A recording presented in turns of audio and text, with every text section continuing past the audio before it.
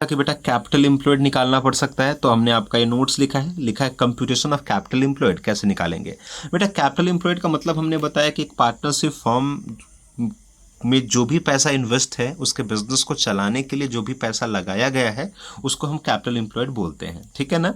तो अब है कि कैपिटल एम्प्लॉयड निकालेंगे कैसे बेटा। तो कैपिटल एम्प्लॉयड निकालने के दो तरीके होते हैं, लायबिलिटी साइड अप्रोच से निकलेगा और असेट साइड अप्रोच से निकलेगा। ये जो कैपिटल एम्प्लॉयड निकाल रहे हैं बेटा ये गुडविल के वैल्यूएशन के लिए यूज होगा, ठीक है। तो ध्यान रखिएगा, अगर गुडविल के वैल्यूएशन के लिए आपको कैपिटल एम्प्लॉयड निकालना है तो कैसे निकालेंगे, लायबिलिटी साइड अप्रोच से भी निकाल सकते हैं और असेट साइड अप्रोच से भी निकाल सकते हैं, दोनों से सेम आंसर आएगा। डिपेंड करता है कि इन्फॉर्मेशन किस तरीके का दिया होता है क्वेश्चंस में। तो यहां मैंने लिखा बेटा कैपिटल एम्प्लॉयड इक्वल टू क्या करना है, कैपिटल ले लेना है प्लस रिजर्व ले लेना है, और अगर गुडविल दिख रहा है पहले से फर्म के पास तो उसको लेस कर देना है। अगर वो दिख रहा है तब, यही मैंने लिखा minus less goodwill if any existing in the books, अगर दिख रहा है तो लेस करेंगे, और फिक्टिशियस असेट्स को भी माइनस कर देना है। अगर कोई फिक्टिशियस असेट दिख रहा है, फिक्टिशियस असेट जानते हैं, हमने उसका नाम भी लिखा है प्रॉफिट एंड लॉस का debit balance, preliminary expenses, under writing commission, deferred revenue expenditure, discount on issue of shares and debentures etc, ये सारे फिक्टिशियस असेट्स के नाम होते हैं, ये सारे लॉसेस होते हैं। तो अगर ये सारी चीज अगर आपको दिख रहे हैं तो फिक्टिशियस असेट्स के नाम से माइनस हो जाते हैं। और माइनस नन ट्रेड इन्वेस्टमेंट, अगर बैलेंस शीट के असेट साइड में फर्म के पास अगर इन्वेस्टमेंट नन ट्रेड दिखेगा तो वो भी माइनस कर देना है।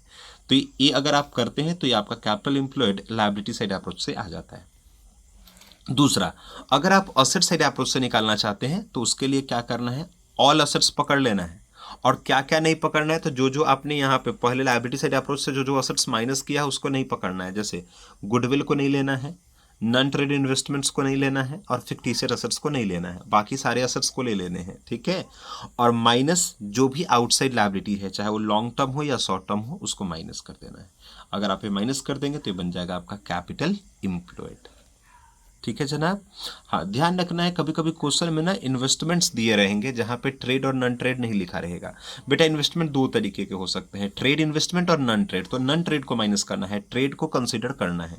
तो अगर क्वेश्चन में जब भी नॉन ट्रेड और ट्रेड दिया है तो ठीक ही है, लेकिन अगर सीधा इन्वेस्टमेंट दिया है तो हमेशा नॉन ट्रेड माना जाएगा।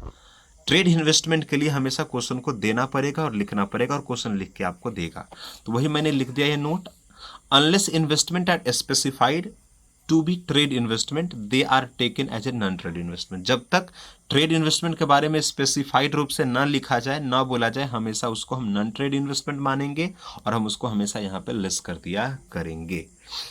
ये बात आपको समझ आ गया होगा। ये कैपिटल एम्प्लॉयड के तरीके हैं बेटा जी। हम इसी चीज को आपको ना एक तरीके से बताते हैं, जैसे आप इसको ऐसे विजुलाइज कर सकते हैं। जैसे देख लीजिए, मैंने आपको ये याद करने से बचने का तरीका बताया। जैसे हमने एक बैलेंस शीट बनाया है, असेट साइड में लिखा है machine, land, building, plant, furniture, non trade investment, goodwill, stock, debtor, cash, और इधर प्रीलिमिनरी एक्सपेंसेस और डेफर्ड रेवेन्यू एक्सपेंडिचर, ये असेट साइड डाल दिया है। लायबिलिटी साइड में कैपिटल रिजर्व लिखा है, bank loan, debentures, creditors, outstanding expenses और बिल्स पेबल लिखा है।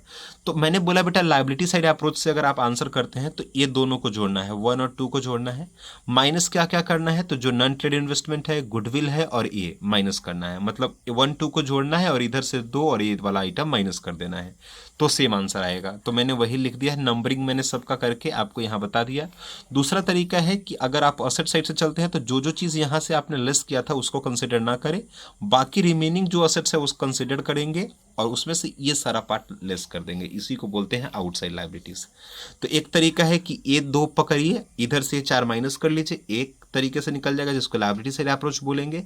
और असेट साइड अप्रोच में मैंने बोला बेटा कि इन को छोड़ के बाकी रिमेनिंग असेट पकड़ लीजिए और इसको सिर्फ माइनस करिए, इन दोनों को नहीं, बाकी आइटम्स को माइनस करिए। ओके।